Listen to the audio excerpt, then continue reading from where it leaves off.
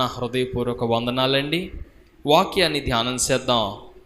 ఏమంటే చాలా సందర్భాల్లో మనం ఏ వ్యక్తి అయితే గొప్పగా దీవించబడ్డాడో, ఏ వ్యక్తి అయితే బలపరచబడ్డాడో ఆ వ్యక్తిని చూస్తాం. కానీ నిజానికి చాలా సందర్భాల్లో ఆ వ్యక్తి ఆ స్థితిలోనికి, ఆ స్థాయిలోనికి రావడానికి వెనకలున్నటువంటి వ్యక్తిని గుర్తించడం కొన్నిసార్లు. ఈరోజు ఇంత రాత్రి సమయం కావచ్చు, ఏ పరిస్థితుల్లోనైనా మనం వెలుగులో నడుస్తున్నామంటే కారణం థామస్ ఆల్వా ఎడిసన్ అని అందరికీ తెలుసు. కానీ థామస్ ఆల్వా ఎడిసన్ అంత గొప్పవాడు కావడానికి ఆయన తల్లి ఒక చిన్న విషయాన్ని దాచిపెట్టింది. టీచర్ అందు స్కూల్లో చదువుతున్నప్పుడు మీ అబ్బాయి చదువుకుంటాక పనికిరాడు, పిచ్చోళ్ళు ఎక్కడున్నాడు, స్కూల్కి పంపించొద్దు అంటే ఈ తల్లి చేసిన పని పిల్లోడికి అది దాచిపెట్టేసి అన్నది, బాబు నువ్వు చాలా గొప్పోడు అంట, నీకు చదువు చెప్పేంత సామర్థ్యం మీ టీచర్కి లేదంట అని తల్లి దాచిపెడితే ఈ పిల్లోడికి చదువు చెప్తే పిల్లోడు కొద్ది కొద్దిగా నేర్చుకుని ఈరోజు ప్రపంచానికి వెలుగునిచ్చే స్థాయిలోకి వచ్చాడు. థామస్ ఆల్వా ఎడిసన్ గొప్పోడే, కానీ ఆ వ్యక్తిని గొప్పగా తీర్చిదిద్దింది మాత్రం ఆయన తల్లి. ఈరోజు బైబిల్లో ఒక వ్యక్తిని చూపిస్తానండి మీకు. మనం అందరం ఆ పుస్తకాన్ని చూసే ఉంటాం, చదివే ఉంటాం, ఆమె గురించి గొప్పగా చెప్పుకొని ఉంటాం, చాలా ప్రసంగాలు విన్నాం. కానీ ఆమెను ఆ స్థాయిలోకి నడిపించినటువంటి వ్యక్తి, అంతమంది రక్షణకు కారణమైనటువంటి ఆ వ్యక్తి, ఈమె మొదట్లో బలమైనటువంటి విశ్వాసంలోకి నడిపించినటువంటి వ్యక్తిని చూపిస్తానండి ఈరోజు మీకు వాక్యంలో నుంచి. ఎస్తేరు అనే గ్రంథంలో 10 అధ్యాయాలు ఉన్నాయి.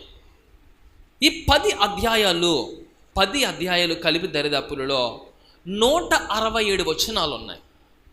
అయితే ఈ 167 వచనాల్లో ఎస్తేరు మనకు రాణిగా కనబడితే, ఎస్తేరు మీద దేవుడు దయ చూపిస్తే ఆమె రామిగా సింహాసనం మీద కూర్చున్న, యూదులైన వారిని రక్షించిన, మిగిలిన వారందరినీ ప్రార్థనా సహాయం అడిగిన ఈమె చిన్నప్పుడే తల్లిదండ్రులను కోల్పోయిందో లేదంటే ఏమైరో మనకు తెలియదు. కానీ నిజానికి ఆమె మొర్దెకై అనే ఒక ఆయన దగ్గర పెరుగుతూ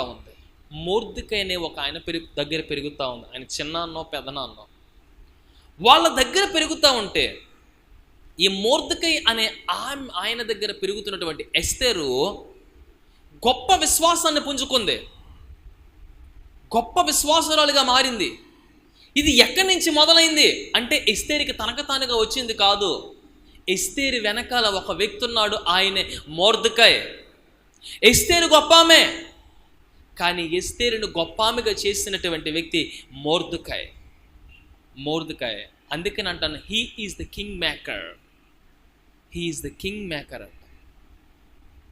16 సంవత్సరాల్లో కత్తి పట్టుకున్నటువంటి అలెగ్జాండర్ మహాచక్రవర్తికి వెనకాల నుండి నడిపించారు, కొద్దిమంది వెనకాల నుండి నడిపించారు. ఈరోజు వాక్యంలో కూడా ఎస్తేరు రాణి గొప్పదే, కానీ ఎస్తేరు రాణిని ఆ స్థాయిలోకి నడిపించిన వ్యక్తి మొర్దెకై. అంత గొప్ప విశ్వాసంలోకి నడిపించి బలమైన పునాది వేసినటువంటి వ్యక్తి మొర్దెకై. కానీ చాలా సందర్భాల్లో ఎస్తేరు గురించి అందరికీ తెలుసు, కానీ మొర్దెకై గురించి చాలామందికి తెలియదు. ఎవరే మొర్దెకై అసలా? 10 అధ్యాయాలు కలిగిన ఎస్తేరు గ్రంథంలో, 167 వచనాలు కలిగినటువంటి ఎస్తేరు గ్రంథంలో ఒక వ్యక్తి కనపడతాడండి, మొర్దెకై. చాలా భక్తి కలిగినాడు, చాలా విశ్వాసం కలిగినాడు. ఎస్తేరు ఎంత భక్తినైతే చూపించిందో, ఎంత విశ్వాసాన్ని చూపించిందో, ఆమె ఆ స్థితిలో చూపించడానికి కారణం మొర్దెకై. ఆమె అంతలా కలిగి ఉండడానికి కారణం మొర్దెకై. పదండి 3 విషయాలు 4 విషయాలు ఈరోజు మొర్దెకై జీవితం చూసే ప్రయత్నం చేద్దాం. ఎందుకు మొర్దెకై గొప్పవాడు? ఎందుకు మొర్దెకై ఎస్తేరు జీవితాన్ని అంత గొప్పగా తీర్చగలిగాడు? ఎందుకని, ఎలా తీర్చదిద్దగలిగాడు అంటే పదండి చూద్దాం. 3వ అధ్యాయము ఎస్తేరు గ్రంథము 3వ అధ్యాయము 3 నుండి 5 వచనములు చదువుతున్నాను చూడండి. 1, రాజు గుమ్మమునున్న రాజసేవకులు నీవు రాజాజ్ఞను ఎందుకు మీరుచున్నావని మొర్దెకైని అడిగిరి. ఈ ప్రకారం వారు ప్రతిదినము అతనితో చెప్పుచూ వచ్చినను అతడు వారి మాట చెవిని పెట్టకపోయింది గనుక వారు మొర్దెకై యొక్క మాటలు స్థిరపడునో లేదో చూతమని దాని హామానునకు తెలిపిరి. ఎలయనగా అతడు నేను యూదుడును గనుక ఆ పని చేయజాలనని వారితో చెప్పియుండెను. మొర్దెకై వంగకయు నమస్కరింపకయు నుండుట హామాను చూచినప్పుడు బహుగా కోపగించి చాలే. జరుగుతుంది ఏంటంటే, ఈ మొర్దెకై అనే ఆయన ఎస్తేరు రాణిని ఎవరైతే అంత గొప్ప విశ్వాసం కలిగిన వాడిగా మార్చాడో, ఈ మొర్దెకై అనే ఆయన, ఈ మొర్దెకై అనే వ్యక్తి ఏం చేసేవాడంటే, ఈ రాజుగారి గుమ్మం దగ్గర కాపలాదారుడుగా పనిచేసేవాడు.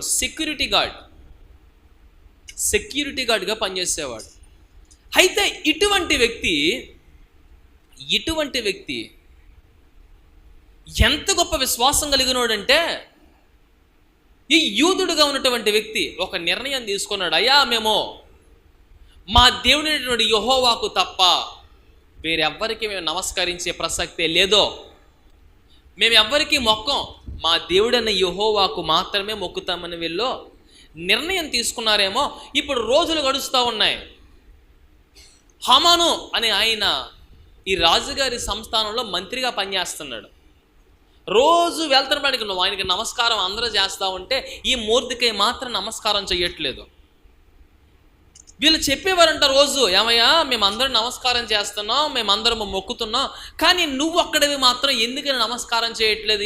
నీలో ఉన్న గొప్ప ఏంటి అని అడుగుతా ఉంటే ఈ మొర్దెకై చెప్పేవాడు వాళ్ళతోటి, లేదో నేను యూదుడినే, నేను దేవుణ్ణి నమ్మిన బిడ్డని కనుక నేను ప్రతి విషయంలోనూ తల వంచను, నేను ప్రతిదానికి మొక్కను, నేను ప్రతిదాని దగ్గర నా చేతులు జోడించే చెప్పే ప్రసక్తే లేదు, నేను నా దేవునికి తప్ప వేరెవ్వరి దగ్గర నేను మొక్కనన్నాడు. ఈ వార్త కాస్త వీళ్ళు విని అంట ఈ వార్తని హామాను దగ్గరికి తీసుకెళ్లారు. తీసుకెళ్తే హామానికి వినబడింది, ఏవండి రోజు మేమందరం నమస్కారం చేస్తున్నాం, మేమందరం మొక్కుతున్నాం, కానీ వీడొక్కడు మాత్రం నమస్కారం చేయట్లేదు. నమస్కారం చేస్తే ఆయన స్థాయి తగ్గిపోద్దా? నమస్కారం చేయడానికి ఆయనకి ఏమన్నా మనకలా ఈగోనా? చెప్పండి, ఈగోనా? కాదు కదా. మరి ఎందుకు మొర్దెకై నమస్కారం చేయలేదంటే, ఆయన తన దేవునికి తప్ప మిగిలిన ఎవరికి నమస్కారం చేసే ఉద్దేశం మొర్దెకైకి లేదో. యూదుల్లో ఉన్నటువంటి తనం, వాళ్ళలో ఉన్న గొప్పతనం అదే. వాళ్ళు తమ దేవునికి తప్ప మిగిలిన వాటి మీద అధికారాన్ని ఒప్పుకోరు. కాబట్టి ఇప్పుడు మొర్దెకై ప్రాణాల మీదకి వచ్చినా వీళ్ళు ఈ వార్తను మోసుకుని వెళ్ళిపోయారు. కానీ మొర్దెకై అంటాడు, మీరు ఏమైనా చెయ్యండి, నేను మాత్రం నా దేవునికి తప్ప మిగిలిన ఎవ్వరికీ నమస్కారం చేసే ప్రసక్తి లేదన్నాడు. ఏవండి, ఎందుకనంత ఖచ్చితంగా నిలబడాలి? ఈ దేవుడు అంటాడు, నా కోసం ఎవరైతే నిలబడతారో నేను వాళ్ళ కోసం నిలబడతానన్నాడు. హల్లెలూయా. ఏమండి, ఎవరు నిలబడాలి? మొదట మనము దేవుని కోసం నిలబడినప్పుడు ఆయన మన కోసం నిలబడతాడు. కానీ చాలా సందర్భాల్లో మనం తప్పించుకుని వెళ్ళిపోతూ ఉంటాం. మనం నిలబడడానికి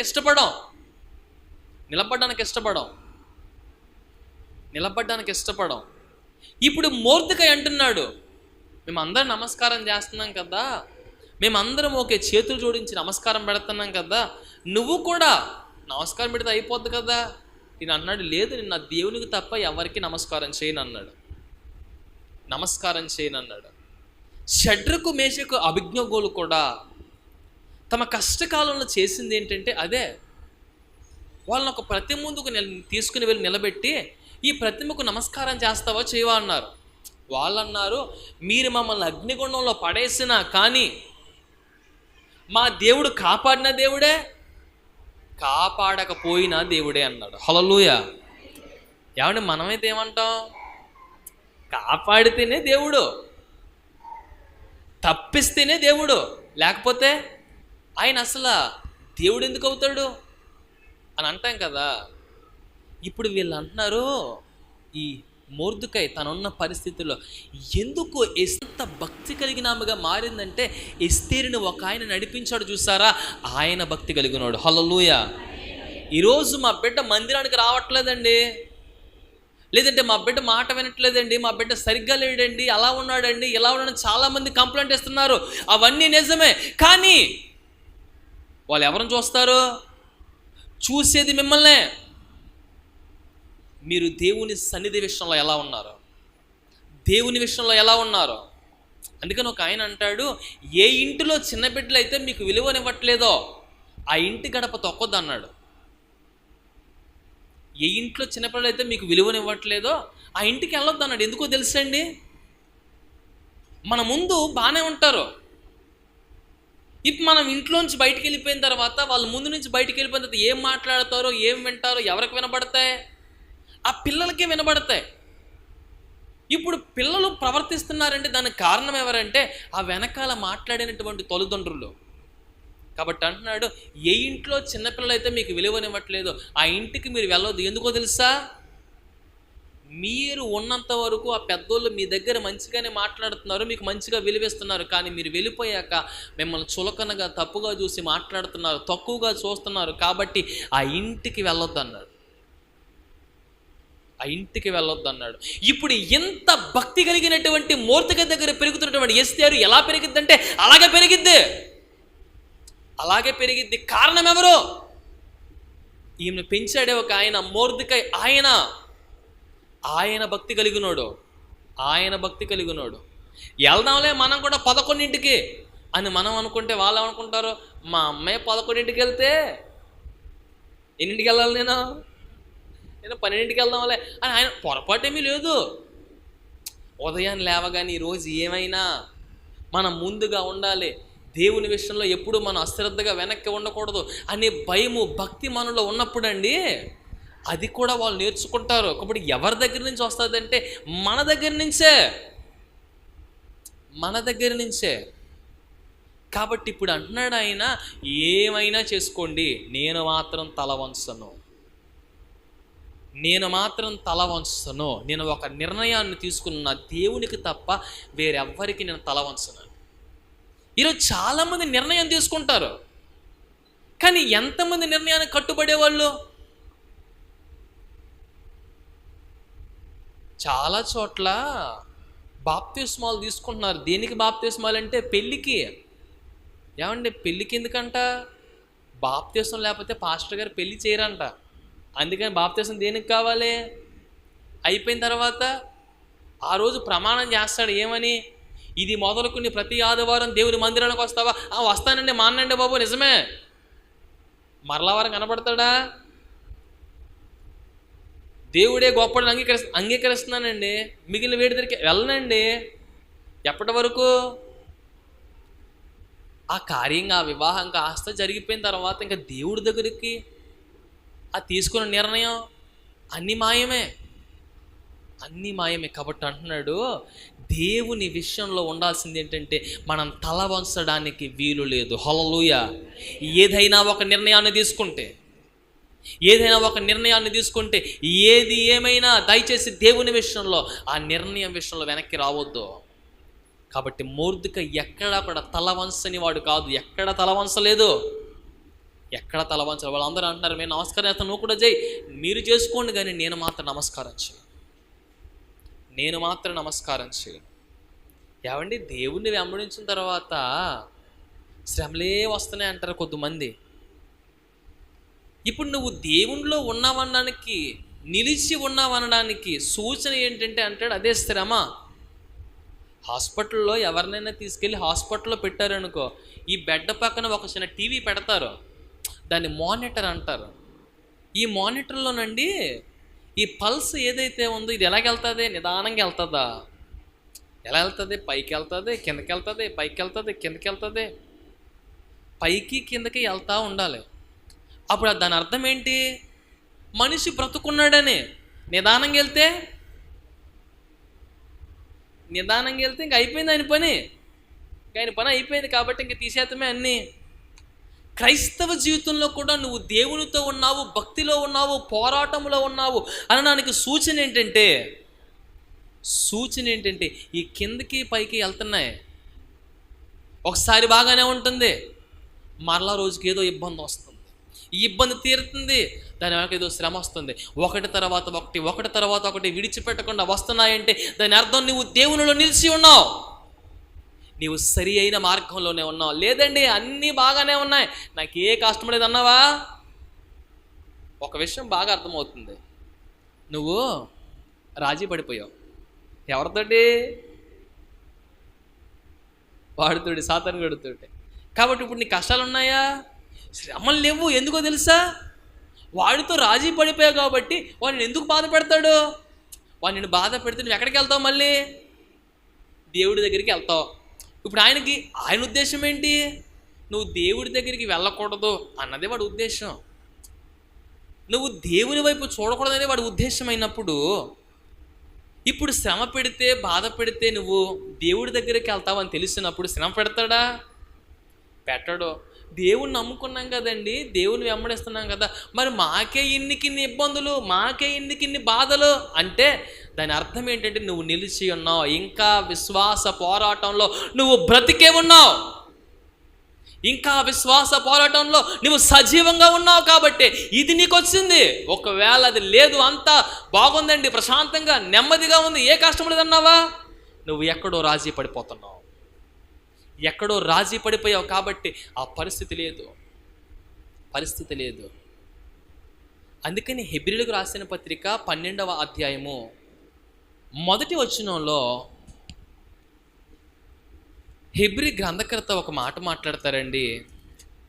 ఆయన అంటాడు, ఇంత గొప్ప సాక్షి సమూహం మేఘము వల్లే మనల్ని ఆవరించి ఉన్నందున మనము కూడా ప్రతి భారమును సులువుగా చిక్కులు పెట్టు పాపమును విడిచిపెట్టి విశ్వాసమును కర్తే దాన్ని కొనసాగించువాడైన యేసు వైపు చూచుచు మన ఎదుట ఉంచబడిన పందెములో ఓపికతో పరిగెత్తెదము.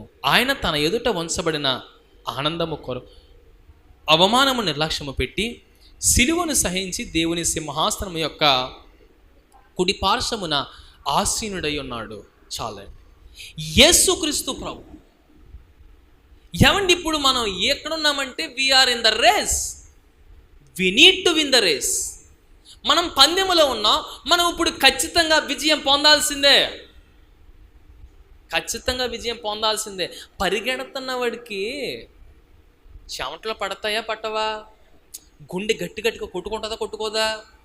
ఇప్పుడు అంటండి, మనము పందెంలో ఉన్నాం, మన చుట్టూ చాలామంది ఉన్నారు, సాక్షి సమూహం మేఘంలో ఆవరించి they are encouraging us to win the race. వాళ్ళు మనల్ని ప్రోత్సహిస్తున్నారంట, ఏమైనా మనం ఈ పందెములో విజయం పొందాలి. నువ్వు పడిపోయిన ప్రతిసారి మనల్ని చాలామంది చూస్తున్నారు, ఎంతవరకు నెగ్గుకొస్తాడు, ఎంతవరకు నిలబడతాడు, ఎంతవరకు సహనంగా ఉంటాడు, ఎంతవరకు నిలబడతాడు అని గమనిస్తున్న వాళ్ళు చాలామంది ఉన్నారు. కాబట్టి అంటున్నాడు, ఈ పందెములు మన శక్తి మీద, సామర్థ్యం మీద, బలం మీద ఆధారపడడం మానేసి విశ్వాసాలకు కర్త అయినటువంటి, దాన్ని కొనసాగించేవాడైనటువంటి యేసు వైపు చూడాలి. హల్లెలూయా. మొర్దెకై తన జీవితంలో నేర్చుకుంది ఏంటంటే, ఏదైనా పర్లేదు, నా దేవుడు తప్పిస్తే తప్పిస్తాడు, లేదంటే లేదు. అంతేకాని నేను మాత్రం నా భక్తిని, నా విశ్వాసాన్ని, నా ప్రార్థనను ఇన్ని సంవత్సరాలు కాపాడుకుంటూ వచ్చిన దాన్ని ఈ చిన్న విషయం కోసం వదిలిపెట్టాను. ఏదైతే అదే అవుతుందో నిలబడిపోయాడండి మొర్దెకై. అందుకని మొర్దెకై తల వంచలేదు. అంత విశ్వాస యోధురాలుగా ఎస్తేరు ఎలా మారిందంటే, ఎస్తేరు ముందు ఒక ఆయన ఉన్నాడు, రోజు చూచేదాయన్ని, ఆయన దగ్గర నుంచే నేర్చుకునేది, రోజు చూచేదాయన్ని, ఆయన దగ్గర నుంచే తెలుసుకునేది, రోజు నేర్చుకుని ఈ రోజున ఈ మొర్దెకైలా మారింది. ఎస్తేరు మొర్దెకై ఎక్కడా కూడా తల వంచిన వాడు కాదు, ఎక్కడ తల వంచలేదు. ఒక నిర్ణయాన్ని తీసుకున్నాడు, ఆ నిర్ణయానికి కట్టుబడి ఉండిపోయాడు. 4వ అధ్యాయము పదండి, రెండో విషయాన్ని చూపిస్తాను. 4వ అధ్యాయము 13, 14 వచనాలు చదవండి. ఎస్తేరు గ్రంథములో 4వ అధ్యాయము 13-14 వచ్చిన చదువుతున్నాను చూడండి. మొర్దెకై ఎస్తేరుతో ఇట్లు ప్రత్యుత్తరమిచ్చి, రాజనగరులో ఉన్నంత మాత్రమున యూదులందరికంటే నీవు తప్పించుకొందువని నీ మనస్సులో తలంచుకొనవద్దు. నీవు ఈ సమయమందు ఏమీ మాటలాడక మౌనముగా ఉన్న ఎడల యూదులకు సహాయమును విడుదలయు మరి యొక్క దిక్కు నుండి వచ్చును, కానీ నీవును నీ తండ్రి ఇంటి వారును నశించుదురు. నీవు ఈ సమయమును బట్టియే రాజ్యమునకు వచ్చితేవేమో ఆలోచించుకునమని చెప్పుమనెను. చాలండి. ఇప్పుడు మొర్దెకై అంటున్నాడు, యూదుల మీదకి చాలా శ్రమ వచ్చేసింది. ఎంత శ్రమ అంటే దరిదాపుల్లో ఆ 120 సంస్థానంలోకి లేఖలు వెళ్ళిపోయినాయి. ఏవండి, యూదులైన వారు ఎక్కడ కనబడినా ఫలానా రోజున వాళ్ళందరినీ ఉరి తీసేయండి, చంపేయండి అని ఆజ్ఞలు వెళ్ళిపోతే యూదులందరూ ప్రాణాలు అరచేతిలో పట్టుకుని బిక్కుబిక్కుమంటా ఉన్నారు. ఎప్పుడేమవుద్దో తెలియక. ప్రార్థన చేసుకుందామండి. పరిశుద్ధుడైన మా తండ్రి, సర్వాధికారివైన మా దేవ, ఎస్తేరు గొప్ప ఆమె నాయన, కానీ ఎస్తేరుని అంత గొప్పగా దీవించడానికి కారణమైనటువంటి మొర్దెకై కనబడుతున్నాడు నాయన. ప్రభువా, అటువంటి మొర్దెకై వలె ప్రతి ఒక్కరు తమ తమ కుటుంబాలను, తమ జీవితములను కట్టుకున్నట్లుగా ఎక్కడా కూడా తల వంచకుండగా, వెనుక తిరగకుండగా, నీ విషయంలో భక్తికి యథార్థంగా ముందుకు నడిచే దానితో ప్రతి ఒక్కరికి దయచేయండి నాయన. అలాగ నిలబడినప్పుడు మేము పడిపోయిన చోటే పైకి లేవనెత్తే దేవుడువు నాయన. అంచెలంచెలుగా హెచ్చించి ఎవరు ఊహించని విధముగా దీవించే దేవుడువు కనుక నాయన, అలాగ నడిచే ధన్యత మాకు దయచేయమని, మీ కృపలో భద్రపరిచి నడిపించమని యేసయ్య నామములో ప్రార్థన చేస్తున్నాను మా పరమ తండ్రి. దేవుని నామములో సహకరించిన మీ అందరికీ వందనాలండి.